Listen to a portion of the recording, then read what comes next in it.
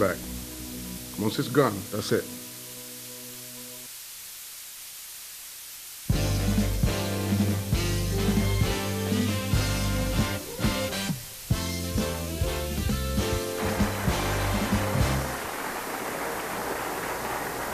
Welcome back to Your Hour. I'm being joined now by H.B. Burlow. He is an author, historical crime fiction Correct. author. That is correct. And that to me is fascinating because, you know, crime series and all that type of thing on TV, they're very popular. But the challenge is when it comes to historical crime fiction, you're not dealing with technology. Right. You're not dealing with CSI. You're dealing with people using their brains and figuring things out. So it's like halfway in between Sherlock Holmes and Criminal Minds. Mm-hmm. And you get that sweet spot. The historical part is where all the fascination comes in. The cars, the vehicles, mm-hmm. the diners and restaurants and so forth. There are a lot of great books that I have in my personal library of all the Wichita history, restaurants, the Wichita Century that came out in, I think, 1961, which was 100 years of Wichita history. The library also has a great website with all of the photos in their collection. You can't access them unless you have some special privileges. But you go online and you see what building was, let's say, Main and Douglas in 1870, and then 1930, and then 1960, and it's the same intersection. Mm-hmm. And what building is there and what building is not there anymore. Yeah. It's amazing. Well, it's amazing to see how things change so rapidly. Absolutely, absolutely. Because they do change rapidly. I just still think of there is a empty lot across the street from the Orpheum that used to have at one time a King's X. Okay. Diner. I was not aware of that. And I've got a great photo, and even though I have them on the website, I still print up some of these photos, and I put it up on a board that's right in front of my desk so I can see them. Visualizing it helps in the writing process. I'll bet. You know, so that's been pretty exciting. Yeah. You know, and like I was talking to David, it's so much more interesting a lot of times to read a book than it is to watch the movie because your imagination is driving it. You're not. I mean, you're reading what's written, but you're seeing. Everybody sees a different picture. And now we're talking about historical. We're talking about time periods. The current series is called the Wichita Chronicles. It takes place in post-World War II. I was not around then. So even I don't know what things look like except through research. So I'm trying to get my readers to appreciate what things were like in a time period that even they weren't around in. Right. You have a character, I mean, the characters going through their daily routine about waking up, what do they have in their apartment, where do they go for breakfast, what is it like in there, the streets and what they're seeing in the streets. You try to give as much of an impression, a sensory feeling of what something was like. Now, that's all the foundation. The main part of writing, for me, is the story. It has to be an engaging story. I'll give you an example. I had a book, the fourth book in the series, just released on Wednesday. What's the name of it? It's called The Time of Judgment. Okay. And my main character in that is Harold Bergman, who is a Jewish private detective. Okay. And this involves him getting caught up in the search for a Nazi war criminal somewhere in Kansas.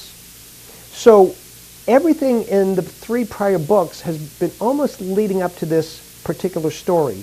You have somebody that is passionate in their religion, but is a private detective and has to follow laws and rules and things from that standpoint. So the tagline, which I love, is man's law, God's justice, one choice.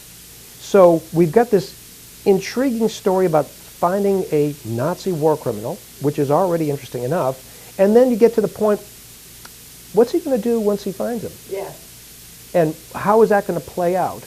And I know, but you're going to have to buy the book. You're going to have to buy the book and read it for yourself. I'm sorry. So that's great. And there'll be a final book in the series, in that series, and I'm moving on. I retired recently, so consequently, time has just burbled up like flowers in my wife's garden. So how long have you actually been writing? Well, the apocryphal story that I tell is from first grade when the teacher gave us 10 vocabulary words and asked us to put them into individual sentences so we could understand and comprehend them. That's the story. I was like, well, sentence 1 led to sentence 2, and she's like, I didn't ask you to write a story. And I go, I know. But I'm good. But, that's, and I grew up in a house in which there were books in every room. Mm-hmm. My parents encouraged reading. They encouraged art and culture, and there was only a matter of time. I have no musical ability. I can't carry a tune. Thankfully, you didn't invite me on for that purpose. So the drawing, painting, sculpting, no, that's not my thing. So writing and it was always a thing. Well, writing is an art form too. Yes, and I've come to appreciate that. It's a craft. And the one thing, especially over the years, I've been with this one publisher since 2017. There have been 8 books since 2017. Okay. And each one I've learned something to put into the next one. And I'm not talking about nuances and so forth. I'm talking about actual elements of craft. There's the famous show, don't tell, but we're talking about beyond that, how a character develops over the course of a series. Mm-hmm. You have to have the character develop within the book itself. Oh, yeah. Right? If they don't develop, you're not doing something right. Then, okay, so let's say you've got that first book and you said, oh, from the first to the last, this guy's interesting. Mm-hmm. And then you got book 2. It's like, well, is it the same guy or has he changed even further? Is this case that he's on going to make him realize something else? So in terms of development, it's not just within the book itself, it's over the course of a series. Mm-hmm. I'd like to say that was challenging, but the way I think of things, it happened organically, and the man just came to life. So Harold Bergman basically tells me his stories, and I just transcribe them. There you go. I've interviewed a number of authors, and many of them say that they feel like they have conversations with the characters in their book.